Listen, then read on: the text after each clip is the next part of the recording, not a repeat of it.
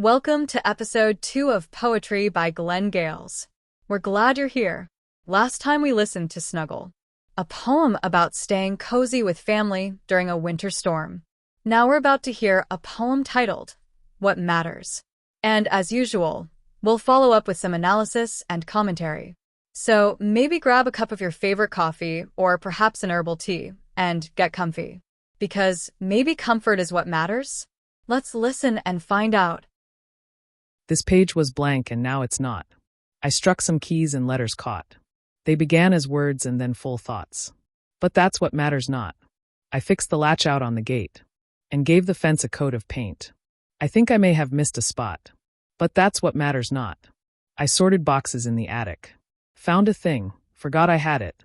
Can't remember where I got. But that's what matters not. I went downtown and did some shopping. Stopped for lunch and drank a coffee. Marveled at the things I bought. But that's what matters not. I mowed the lawn and trimmed the hedge. And weeded all the flower beds. Now they're as tidy as a dot. But that's what matters not. I'm changing spark plugs in my old truck. I got them all but one is stuck. I'm pulling hard but it won't budge. What matters are the ones you love. Okay, let's dive in. We've got quite an interesting little poem here today. It's called What Matters by Glenn Edward Gales. And what really grabbed my attention straight away was this repeated line. But that's what matters not. Yeah, exactly. It keeps coming back to that. So our mission for this deep dive is, well, to unpack this poem, see what it's saying about, priorities, what really matters. Right. Because on the surface, it just seems like a list of chores, almost everyday stuff. Totally. Just the daily grind. And that's the clever part, isn't it? It walks you through these really common things. Writing, fixing a gate. Oh, yeah, even painting the fence. And it even notes that detail about maybe missing a spot. Huh. Yeah. And then after each one, bang. But that's what matters not. It forces you to question, well, why are we focusing on this if it doesn't matter? It's such a strong pattern. It goes on, right?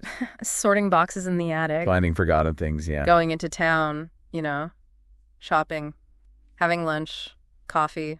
Yeah. Admiring your new stuff.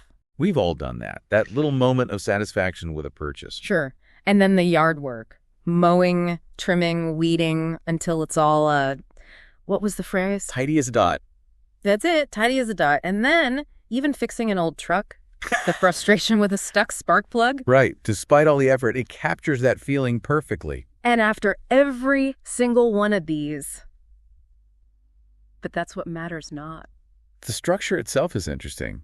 It kind of mirrors how our days feel sometimes, just bouncing from one task to the next in that line. But that's what matters not. It's like this little persistent voice challenging why we give these things so much weight. It feels like it's highlighting those small anxieties, too. Like you said, worrying about a missed spot of paint. It's so minor. It is. Yeah. But it feels real.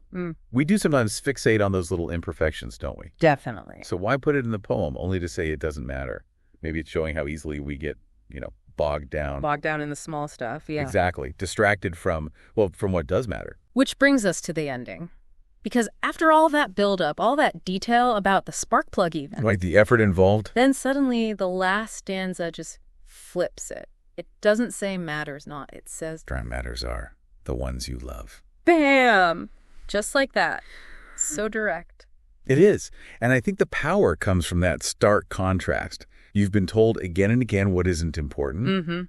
And then you get this incredibly simple, direct statement about love. It just cuts through all the noise of the tasks. It really makes you pause, doesn't it? Thinking about where all our energy goes. Is the poem saying we get so wrapped up in the doing? The achieving, the fixing, the tidying? Yeah, that we actually lose sight of, the connections. The people. I think that's a really strong reading of it. These tasks, they aren't bad in themselves, obviously. We have to do things. Of course. But they can become distractions. They can fill up all the space if we let them, maybe overshadowing the relationships that truly sustain us, give life meaning. And that ending just lands so powerfully. Is it just the surprise factor, you think, after all the repetition? That's part of it, for sure, the unexpectedness. But I think it's just a fundamental truth, isn't it? Yeah. We know deep down that relationships are key. But the way the poem gets there, By first meticulously describing and then dismissing all these other things, it makes that final statement really resonate. The poem uses all this everyday stuff we all recognize. The mundane backdrop. To kind of clear the decks and then point to what it sees as the core thing, the people in our lives. Precisely. It sets up this contrast between the temporary or the task-oriented and the truly profound love and connection. So thinking about this, maybe as you're listening, it's worth considering, what are the things in your own life that feel urgent, that take up time? The matters not things. Yeah, the things that maybe feel like they matter, but perhaps are overshadowing, the people, the connections. It's definitely food for thought. What gets our focus versus what truly nourishes us. A good question to sit with. You're still here. Thanks a lot for listening. On our next episode, we will hear a poem called Autumn, My Case I Rest. Hope you can join us for that one. If you enjoyed What Matters, please like and subscribe to Glenn's YouTube channel, and maybe go check him out on YouTube Music, Spotify, or Apple Music as well. Until next time. Bye for now.